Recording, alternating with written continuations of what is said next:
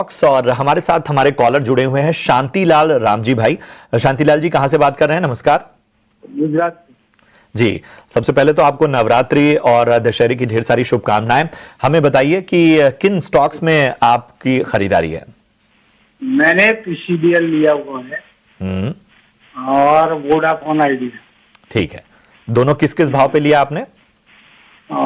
PCBL 513 और Vodafone idea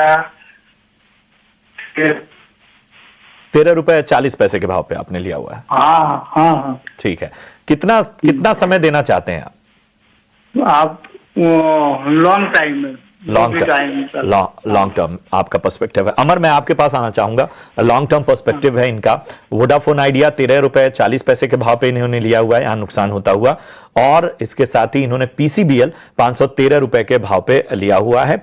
बताइए long term नजरिए से दोनों में क्या रणनीति रखनी चाहिए?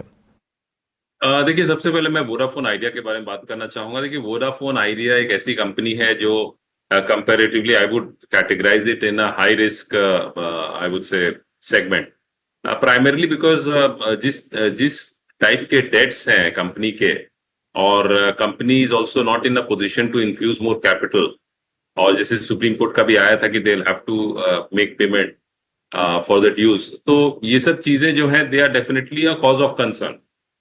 तो टर्न अराउंड ये बेसिकली इस टाइप की कंपनीज होती हैं जो कभी बहुत अच्छा करती हैं, उसके बाद they have fallen into tough times, लेकिन वहां से जो रिवर्सल है that is always a challenge for most of such companies. और उसमें जो परसेंटेज ऑफ कंपनीज जो एक्चुअली में रिवर्स कर पाती हैं और फिर वापस रीमर्ज कर पाती हैं, that percent I don't think is more than 10%। मतलब ऐसी यदि 100 कंपनीज रहेंगी तो उसमें हार्डली 5 to 10% कंपनीज होंगी जो रिवर्स कर पाती हैं। तो we'll have to watch out for, because government भी कहीं ना कहीं चाहती है कि कुछ, क्योंकि आज के डेट में आप प्लेयर्स देखेंगे तो एक जियो है, एक भारती एयरटेल है, एक वोडा है, और जो डोमेस्टिक प्लेयर्स है they are almost non existent sort of from that perspective.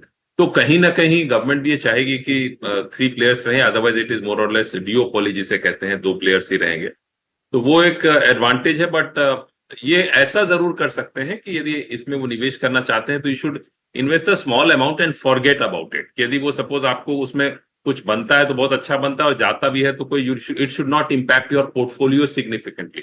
ऐसा नहीं होना चाहिए कि आपके पोर्टफोलियो का 20-30% आपने वोडाफोन आइडिया में डाल दिया, which is not a good idea. तो ये है।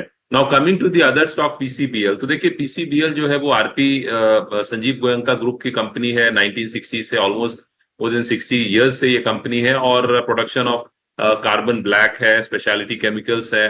उस परस्पेक्टिव से मैं देखूं, यदि सेल्स ग्रोथ भी कंपनी की देखूं लास्ट 3 इयर्स में तो ऑलमोस्ट 30-35% है। Profitability growth is also been somewhere around 17-18%। तो कहीं ना कहीं ये जो कंपनी है इसमें ये बने रह सकते हैं from a long term perspective. जी बिल्कुल, तो आपको पूरी डिटेल्ड रिपोर्ट दे दी गई है यहाँ पर वोडाफोन पे और पीसीबीएल पर भी। चलिए इसके साथ